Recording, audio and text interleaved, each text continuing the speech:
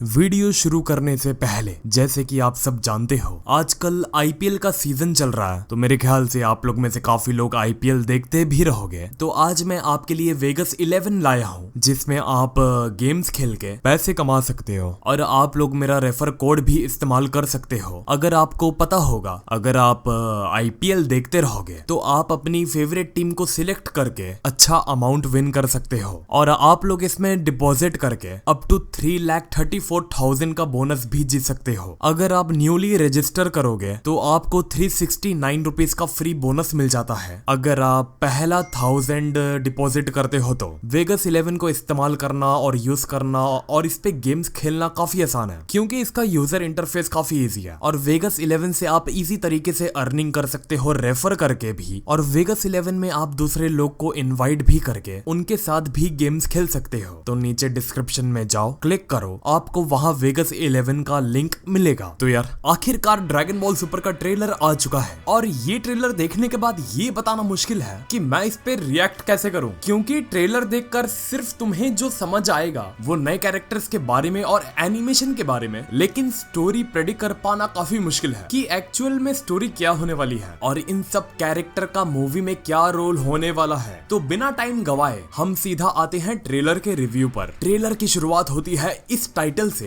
कि एक और नया क्राइसिस आ गया है और क्राइसिस का मतलब ही यही हुआ, हर बार की तरह कोई एक नई समस्या गोकू और वेजिटा के सर पर आके खड़ी हो गई है। और अगर मैं मूवी के ट्रेलर के 10 सेकंड ही देख लूं जिस दो नए कैरेक्टर को सामने दिखाया जाता है, ऑब्वियसली वो टोरियामा का आर्ट वर्क नहीं लगता और खास करके एनिमेशन देखने के बाद मुझे कहीं से भी ये फीलिंग नहीं आती कि ये ड्रैगन बॉल का ही ट्रेलर है। मेरे लिए ये बिलीव करना काफी मुश्किल है कि ये ड्रैगन बॉल का ही ट्रेलर है और शायद आप मेरी बात से अग्री करते रहोगे। हम सभी का फर्स्ट इंप्रेशन लगभग ऐसा ही था और जो दो शख्स को कार में दिखाया जाता है उसके बाद लिखकर आता है कि एक इविल ऑर्गेनाइजेशन है जो अंधेरे में अपना काम कर रही है, मतलब कॉन्स्पिरेसी और षड्यंत्र रचने की प्लानिंग चल रही है। और अब हम देखते हैं वही दो कार वाले लोग जो उनके साथ ड्राइवर था वो एक स्क्रीन के सामने जाके खड़ा होके गोकू और वेजिटा को देखता है। एंड ऑफ कोर्स तुम समझ सकते हो कॉन्टेक्स्ट कि ये ऑर्गेनाइजेशन का टारगेट गोकू और वेजिटा होंगे, strongest being in earth right now.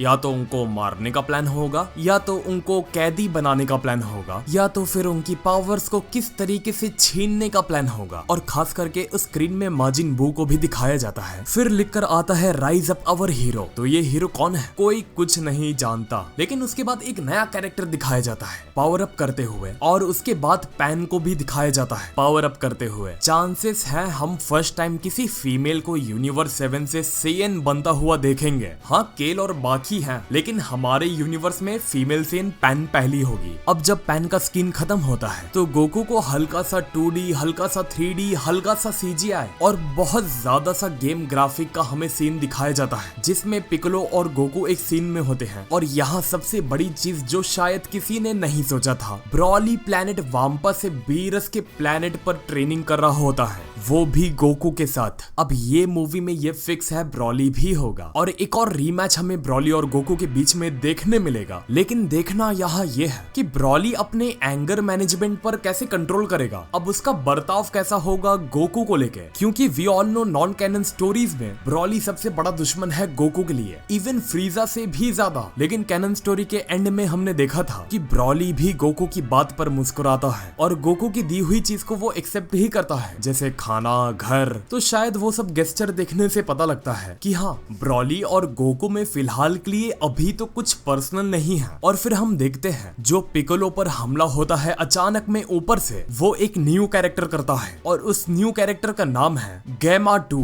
Gamma 1 और 2। गैमा 2 पिकोलो पर पीछे से हमला करता है, लेकिन हम ये भी देखते हैं पिकोलो के ऊपर अटैक होता है तो पिकोलो भी काउंटर में ईट का जवाब ईट से ही देता है। और सबसे बड़ी चीज, अगर मूवी में पिकोलो को इतनी अहमियत दी गई है तो इतना तय है पिकोलो का कैरेक्टर डेवलपमेंट होना तय है। और फिर आता आता है मूवी का बड़ा सा title dragon ball super super hero, और आखिरी में हम देखते हैं 2022। और ये मूवी के रिलीजिंग कंट्रीज, सिचुएशन और रीजन्स पर डिपेंड करते हैं। और उसके पीछे हम देखते हैं गैमा 1 और 2 जो कार में बैठे थे लोग, उनके लिए काम करते हैं, जिनके ऑर्गेनाइजेशन का नाम रेड रिबन ऑर्गेनाइजेशन है। और यहाँ आके ट्रेलर खत्म हो जाता है और मैंने जितना बेस्ट हुआ उतना ट्रेलर तुमको समझा दूं, जिससे जो मैंने समझा आई होप तुम भी वही समझते रहो कि कोई ऑर्गेनाइजेशन एक अपर लेवल की पावर को सीख कर रही है, जिसके लिए उन्हें गोकू और वेजिटा की जरूरत है अपने इविल प्लान को सक्सेस करने के लिए। और अब सबसे अहम इंफॉर्मेशन आपको देना है, कान खोल के सुनो, दिमाग भी खोल के सुनो। ये मूवी जी के बाद 10 साल का टाइम स्किप है और ये मूवी से पहले ग्रेनुला का आर्क खत्म हो चुका है। मतलब ड्रैगन बॉल सुपर के वर्ल्ड के हिसाब से ये मूवी में जो स्टोरी है वो ग्रेनुला के आर्क के बाद की स्टोरी है, जिसका मतलब वेजिटा का अल्ट्रा ईगो मिलना काफी तय है और गोकू का अल्ट्रा इंस्टिंक्ट देखना काफी तय है। फिर से दोहरा रहा हूँ, मूवी मोरो आर्क और ग्रेनुला आर्क उन दोनों से आगे की स्टोरी है। गोकू वेजिटा मूवी में ग्रेनुला से लड़के निकल भी चुके होंगे। अब मैं कुछ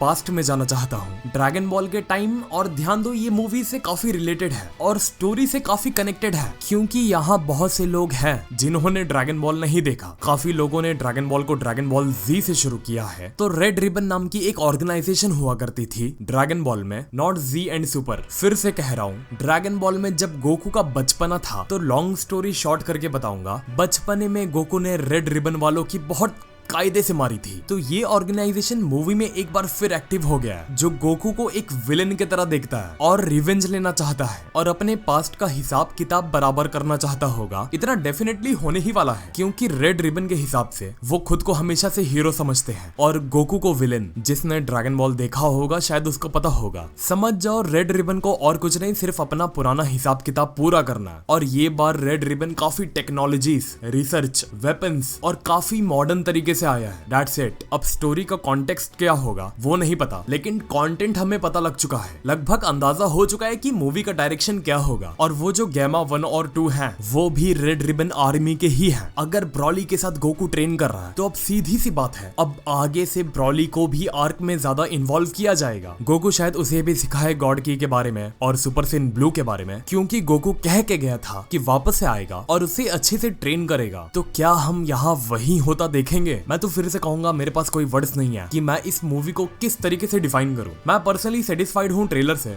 क्योंकि मैंने कुछ नया देखा और मेरे लिए फर्स्ट इंप्रेशन यही था कि अरे ये तो नॉर्मल ड्रैगन बॉल की तरह नहीं लग रहा। तो ये रिएक्शन एक्सपेक्टेड नहीं था, which means I am pretty impress. और मुझे बताओ आप कितने इम्प्रेस हो ट्रेलर से। कमेंट बॉक्स में आप लोग खुल के बताओ कि आप क्या सोचते हो नए एनिमेशन और रिबन आर्मी को लेके। मैं जानता हूँ ट्रेलर सुबह आ गया था, लेकिन मैं रुका था जिससे ज्यादा से ज्यादा इंफॉर्मेशन इकट्ठा करके आपको दे सकूं। ये नहीं कि ट्रेलर आया और बस ऊपर से कुछ भी मैंने बोल दिया। तो हमारे लिए भी एक लाइक बनता ही है। और ये मूवी की रिलीज डेट क्या होगी, कहाँ होगी, और हिंदी में शायद ही मुझे लगता है रिलीज हो, गॉड नोस। और होती है तो आई होप डबिंग क्वालिटी को वो ध्यान में रखें। तो मैं खैर हिंदी डब के डिस्कशन में पढ़ना नहीं चाहता जब तक मेरे पास कोई सॉलिड सोर्स नहीं आता। मैं ज्यादा से ज्यादा ट्राई कर सकता हूँ, वो प्रीमियर के लिए ट्राई कर सकता हूँ। और आप भी जानते हो, it's not my duty, right? I am just an individual who loves Dragon Ball, not tie up or from team Dragon Ball management। मेरे ख्याल से कंपनीज का फर्ज बनता है कि वो हमें सर्व करें कि हमें क्या चाहिए, जो उनके ऑफिशियल मीडिया पार्टनर्स हैं। मेरे चैनल से घर बैठे बैठे कुछ डिसाइड नहीं होगा। अगर मेरे पास कोई सॉलिड प्रूफ और सोर्स होगा हिंदी डब का, लाइक ऑफिशियल ईमेल लेटर और इनवाइट लेटर जैसे लास्ट टाइम पीवीआर का था, तो मैं श्योर इस चीज को लेके बात करूंगा। और अगर हुआ सुन, मैं आपको रिलीज डेट के बाद ये कंफर्म करके बता दूंगा कि इंडिया में आएगी या नहीं। इतना तो मैं ट्राई कर सकता हूँ कम से कम, और कोशिश करूंगा ये बार टाइम पर आए, जिस दिन जापान और यूएस में आएगी उसी दिन। और इंडिया की सिचुएशन खैर सिनेमा वालों के लिए तो ज्यादा तो अच्छे नहीं है, तो मेरे हिसाब से एक जिम्मेदारी है मेरे पर भी आप लोगों की। अगर सिचुएशन नॉर्मल भी रहती है तो हम ये बार मीटअप कोशिश करेंगे अवॉइड करें, जिससे हम सब शांति से मूवी देख पाए, कहीं ज्यादा रश ना हो और थिएटर्स वालों को हमारी तरफ से कोई प्रॉब्लम ना हो। और फिलहाल के लिए मुंबई में गैदरिंग करना, खास करके मॉल में, पूरी तरीके से बंद है। आप 2 लोग खड़े हो जाओ किधर पे, आपको आके बोल देते हैं कि आप 2 लोग खड़े नहीं रह सकते। तो रूल्स आर रूल्स। कुछ ही महीने रह गए इस साल को खत्म होने को। आई न्यू बहुत जल्दी बता दिया मैंने ये सब, लेकिन जैसे ड्रैगन बॉल सुपर को हम प्रेडिक्ट कर लेते हैं, वैसे मुंबई के माहौल को भी हम प्रेडिक्ट कर सकते हैं। खास करके मैं यहाँ का हूँ तो मैं यहाँ की सिचुएशन ज्यादा अच्छे से समझता हूँ। तो हाँ यार, आज के लिए बस इतना ही। अगर वीडियो अच्छी तो लाइक करो। तो मिलते हैं फिर अगले वीडियो में एक और नए टॉपिक के साथ। तो नमस्ते, खुदा हाफिज, सत श्री अकाल एंड गुड बाय।